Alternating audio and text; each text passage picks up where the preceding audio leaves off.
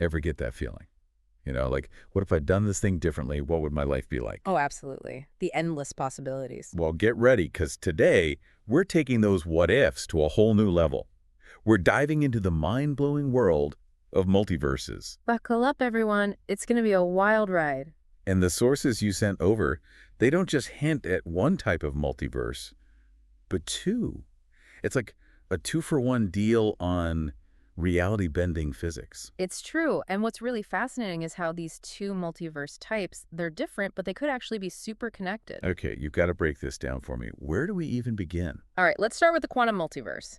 Now imagine, instead of one reality, there are infinite realities branching off from every single decision ever made. Okay, so like instead of just me recording this right now, there are countless versions, each doing something a little different. Exactly. One version of you might be a rock star, another a world-famous chef. Every possibility playing out in its own separate universe. Whoa.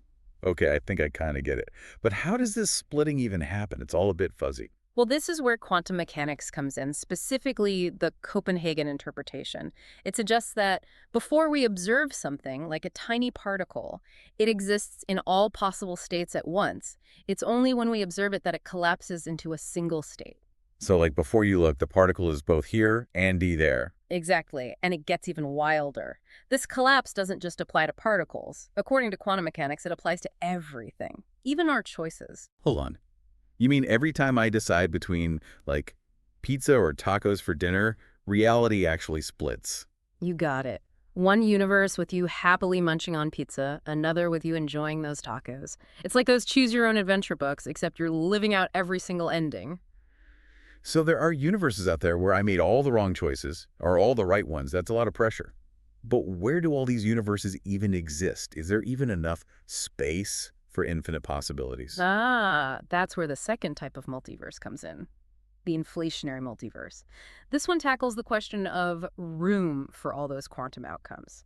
Imagine the early universe right after the Big Bang. Okay, got it. Now picture it going through a period of insanely fast expansion. We're talking faster than the speed of light. And this expansion, it wasn't perfectly uniform. Some areas might have cooled and slowed down before others. So like a balloon inflating really fast, where some parts solidify first. Exactly. Those solidified pockets could have become separated, forming bubble universes, each with its own unique properties, maybe even different laws of physics. So the quantum multiverse gives us the possibilities, and the inflationary multiverse gives those possibilities a place to be. You've got it. It's like the universe has endless canvases, and every quantum event just paints a new reality onto one of them. Wow, that's a lot to process. But if these universes are separate bubbles, how can we even study them? And what does it mean for those other me's out there? Those are the million-dollar questions. But I think we need a quick break before we dive into that. All right, we're back. Before the break, we were talking about these multiverses, quantum ones, inside even bigger inflationary ones. It's a lot.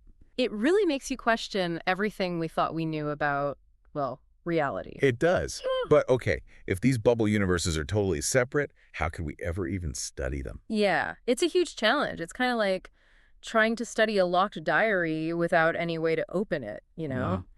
But there might be some clues out there. Our sources mention something called the cosmic microwave background radiation. Oh, right. I've heard of that. Mm. It's like the oldest light in the universe, right? From the very beginning. Exactly. Now, picture this. Two of these bubble universes, they collide way back in the past. That kind of crash, it could have left these little, like, marks, anomalies in that cosmic microwave background. So we're looking for bruises on the universe from when it bumped into another universe. Kind of, yeah. It's a really tough thing to look for, but it could be evidence. That would be huge. So, okay, let's bring it back to us for a second. You're saying there could be tons of versions of me out there, each one making different choices. Does that mean, like, what I do in this universe doesn't even matter? It's a question philosophers have been wrestling with forever, right? Free will versus determinism. And this multiverse idea, it throws a whole new wrench into it. It's kind of like, if every possibility is happening somewhere, does it even matter if I, like, eat this whole bag of chips? I see what you're saying. It's Yeah. tempting to think that way. But here's the thing. Even if there are other yous making different choices, it doesn't mean your choices here aren't important. So it's less about the choice itself and more about the fact that I'm the one making it in this reality. Exactly. Think of it like reading a book. Knowing there are other possible endings doesn't change the journey you go on with that book, right? You still feel all the emotions. I like that analogy. But our sources did mention some things that make this whole multiverse theory kind of shaky, didn't they? For sure. I mean, we always want to be a little skeptical, so we haven't actually observed other universes yet. And then there's string theory. String theory. That's the one where, like, everything is made of these tiny little vibrating strings. That's the one. It tries to bring together those two big ideas in physics, relativity, and quantum mechanics. And one thing string theory suggests is those fundamental constants of nature, like gravity, the speed of light, maybe they're not so constant after all. Okay, now you've got my attention. What do strings have to do with it? Well, think back to those bubble universes. String theory says each one might have formed with those tiny strings vibrating in different ways. And that could mean different values for things like gravity. So, like, in one universe, gravity is super weak, and everyone's just floating around. It's possible, but even small changes to those constants, they could drastically change how stars form if life can exist, the whole deal. So it's not just different versions of me making different choices. It's different versions of me shaped by different laws of physics entirely. Now you're getting it. And that takes us to some even bigger questions about like what it means to exist at all. But we'll get into that after a quick break. And we are back. Okay, we spent this whole time talking about these multiverses, maybe with infinite versions of ourselves running around. But, like, what does it all mean? It's the biggest question, right? If our reality is just one of, like, countless others, does any of it even matter? It's a lot to think about. That's what's so weird. It makes you feel small, but also, I don't know, kind of free. Like our sources said, you can't unopen a bag of chips. Our choices, they have consequences. What's done is done. It's a good analogy, for sure. But then this multiverse idea comes in and says, hold on, what if you could unopen the bag? Does that mean it didn't matter if you ate all the chips? Right. In this universe, I ate them, no regrets. Yeah. But is there another me out there totally stressing about it? Does that mean my lack of stress is, like, meaningless? It all comes back to free will, right? Does it exist, or are we just following a script? The multiverse, it definitely makes things more complicated. Complicated is right. So are you saying free will does exist in a multiverse? I think so, but maybe not how we usually think about it. Instead of one path, it's like every choice you make adds a new thread to this giant tapestry. The threads are all there, but your choices make your pattern unique. So it's less about the choices themselves and more about the fact that I'm the one weaving them together in my reality. Exactly. It's like you're still the author of your own story, even if there are infinite other stories out there. That actually makes me feel a bit better. But remember how our sources talked about those different physical constants?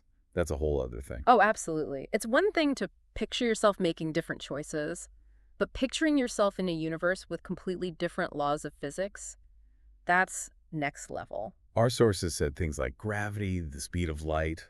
They could be different in other universes. What would that even be like? Would we even recognize ourselves? It really blows your mind. Imagine a universe with way less gravity. Maybe everything would be taller, lighter. Or what if the electromagnetic force was stronger? Totally different kinds of atoms, maybe. There could be universes out there with life forms we can't even imagine. Totally. It really shows you how huge and mysterious the multiverse could be. Makes you rethink everything you thought was possible. This whole deep dive, it's been wild. We started with one question, are there infinite copies of us? And now we're talking about the fundamental nature of reality itself. And the amazing thing is, the more we learn, the more we realize we don't know. But that's what makes it so exciting. Totally.